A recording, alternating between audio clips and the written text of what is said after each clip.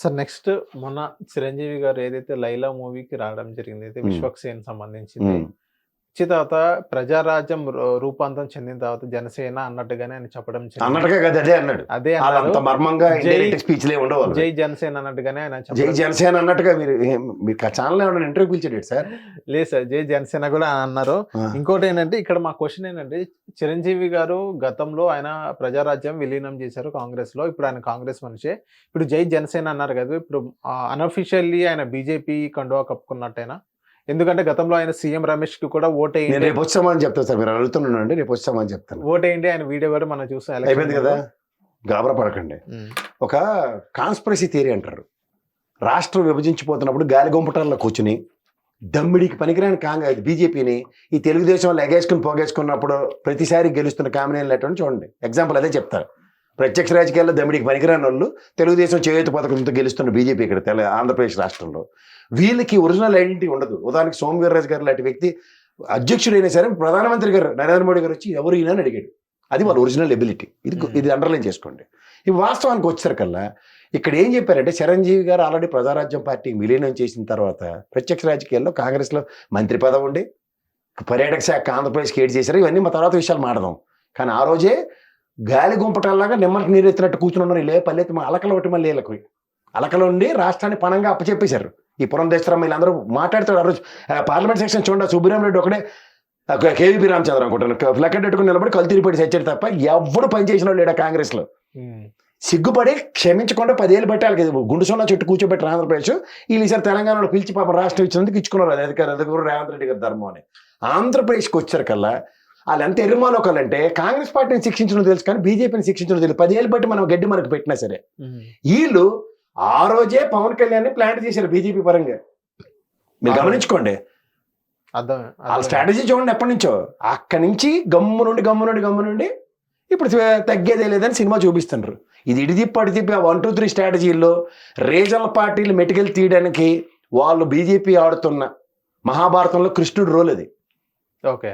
చీరలు అంటే బట్టలు ఊడిపోయిన తర్వాత తెలుగుదేశంకి దిక్కు లేక మళ్ళీ దేహి అని బీజేపీ సన్నిధానంలో ఉండి దక్క వాళ్ళని ఎలా టార్చర్ పెట్టారు గమనించారు కదా.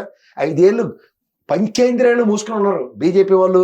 జనసేన వాళ్ళు డిబేట్లో కూర్చొని తిడుతున్నా సరే, ఎందుకంటే అధికారమే పరమావధాన్ని. ఇదే పని జగన్మోహన్ రెడ్డి చేయకపోతే 151కి 11 ఇచ్చారు.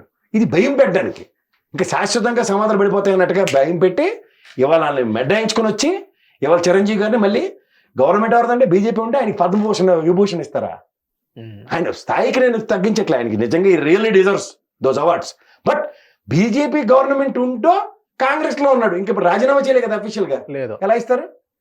విజయ్ రెడ్డిని పిలిచి రాజీనామా చేయిస్తారా? మార్గం ఎలా సుగమం చేస్తారో చూడండి. నాగబాబుకి ఇక్కడ ఇస్తానన్నారు, హోల్డ్ లో ఉంచారు. Mock testing hold. ఉపద్రవం ఎలా ఉంటుంది? పిలిచి ఇక్కడ ఎమ్మెల్సీ ఇచ్చి మినిస్టర్ ఇచ్చినా ఆశ్చర్యపడను, అక్కడ పిలిచి రాజ్యసభ ఇచ్చినా ఆశ్చర్యపడను. రాజ్యసభ ఇచ్చి మళ్ళీ మంత్రి పదవి ఇస్తారా? మళ్ళీ ఇస్తే ఏమవుతుంది? దేశవ్యాప్తంగా బీసీ కులగణన మీద అలజడి సృష్టిస్తుంది. కాపు కులగణన చేయండి, మాకు సామర్థ్యం తగ్గట్టు పనితనం ఇవ్వండి. కాబోయే ముఖ్యమంత్రి సురేఖమ్మ గారికి ఎన్నో చిరంజీవి గారికి కాలు మొక్కు పవన్ కళ్యాణ్ గారు అన్న మాట లిప్ రీడింగ్ అవడం తెలిసినట్టు చూపించండి ఒకసారి వీడియో క్లిప్పింగ్ వేసి. ఏమని ఉంటారు సార్? నువ్వు ముఖ్యమంత్రి కావాలయ్యా అని సురేఖమ్మ అడిగితే లేదు అన్నను ముఖ్యమంత్రి చేస్తానన్న మాట వినండి ఒకసారి. ఓకే. ఇప్పుడు పవన్ కళ్యాణ్ గారు చిరంజీవి గారిని ముఖ్యమంత్రి చేయాలనే ధ్యేయంగా కూర్చొని అంటే చేయాలంటే ఏముంది? చంద్రబాబు గారికి రామారావు గారికి జరిగితే ఇక్కడ పని సులువు అయిపోతుంది. జరిగింది అంటారా? ఎందుకు జరగ డౌట్ ఉందా? చంద్రబాబు నాయుడు మీకు 2 మూవ్స్ గమనించండి సార్. Political moves. చంద్రబాబు గారి సమక్షంలో శ్రీనివాసరెడ్డి గారు మాట్లాడిన దానికి ఖండం లేదు. దావూస్ వేదికగా తోటి క్యాబినెట్ మినిస్టర్ భరత్ గారు, తోటి క్యాబినెట్ మినిస్టర్ లోకేష్ గారు, భరత్ గారు లోకేష్ గారు ముఖ్యమంత్రి రావాలని మాట్లాడుతుంటే ఇక్కడ ముఖ్యమంత్రి గారికి పవర్ తగ్గినట్టే ఎక్కువైనట్ట. రెండోది, ఒక క్యాబినెట్ సహచరుడు, ఆయన కొడుకు అన్నది విషయం పక్కదండి లోకేష్ గారిని, ఆయన 3 టర్ములకు మించి పార్టీ అధ్యక్షుడు పనిచేయకూడదు. పార్టీ విధానం పొలిట్ బ్యూరో డెసిషన్ కాదు అప్పటికి. ఇది పొలిట్ బ్యూరో డెసిషన్ అంటే మాట్లాడొచ్చు. దీనికి తగ్గట్టు దేవగౌడ గారు పార్లమెంట్ హౌస్లో ఫ్లోర్ హౌస్లో ఏం మాట్లాడుతున్నారు? చంద్రబాబు గారిని దేశ రాజకీయాల్లోకి తీసి పంపించేసి ఇక్కడ కార్యం చక్కబెట్టేద్దాం లోకేష్ అనుకున్నప్పుడు ఆయనతో మాడించి దేశం మొత్తం మీద మల్లికార్జున ఖర్గే గారు ఏడు మాట్లాడే సభ సందర్భం లేదన్నా సరే ఎన్డీఏ కన్వీనర్ వైస్ చైర్మన్ అడుగుతుంటే సోనియా గాంధీ గారి పదవి, యూపీఏ కన్వీనర్ చైర్మన్ ఎవరు, ఆ పదవి అడుగుతుంటే సున్నితంగా తిరస్కరించారు నరేంద్ర మోడీ. ఈ పరిణామాలు గమనించరా? వీళ్ళని తెలివైన వాళ్ళు. సార్ ఇక్కడ కొంతమంది చెప్తుంటే విన్నాను, చిరంజీవి గారు గవర్నర్ పదవికి ఇస్తారు అన్నట్టుగానే అది కొంతమంది చెప్తున్నారు. ఎవడికి ఉపయోగం అది? ఉమ్, గవర్నర్ అంటే ఇంకెందుకు పనికిరానప్పుడు చూడండి అబద్ధాలు చెప్పడానికి. మొన్న వచ్చి చూడండి అమేకంగా సుప్రీంకోర్టు జస్టిస్ చేసి వచ్చి కూడా 10 లక్షల కోట్లని అబద్ధాలు చెప్పిపోయాడు. అలాగే ఉంటుంది అది. గవర్నర్ ఇవ్వాలని కొంతమంది కోరుకుంటున్నారు అన్నట్టుగానే చెప్తున్నారు. అలా ఎవరు ఎవరు గవర్నర్ అంటే శాశ్వత సమాధి రాజకీయాలకి. ఆయన ఇంకా ఎబిలిటీ క్యాపబిలిటీ ఉంది. రాజకీయాలు చాలా ముఖ చిత్రాలు మారిపోతాయి. కరెక్ట్ గా క్యాబినెట్ నిర్ణయాలు దానికి సంబంధించిన అవసరాలు చూడండి. ఇవాళ డెసిషన్స్ రాష్ట్రానికి బడ్జెట్ అలొకేషన్స్ లో రాష్ట్రానికి వచ్చే దగ్గర మాట్లాడవలసిన తరుణంలో, ప్రశ్నించవలసిన తరుణంలో పవన్ కళ్యాణ్ గారి ఆరోగ్యం పోలేదు. ఓకే, గమనించారా?